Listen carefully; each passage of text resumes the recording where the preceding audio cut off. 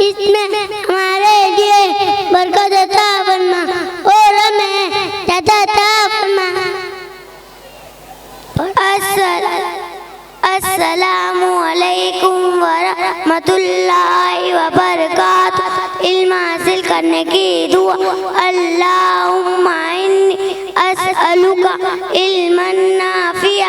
तर्जमा, ए अल्लाह मैं आपसे नफा पहुँचाने वाला इल्म मांगती हूँ। अस्सलामु अलैकुम व रहमतुल्लाहि व बरकातुहू।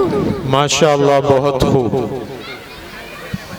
इन दोनों बच्चों के लिए बहुत सारे अहबाब की तरफ से इनाम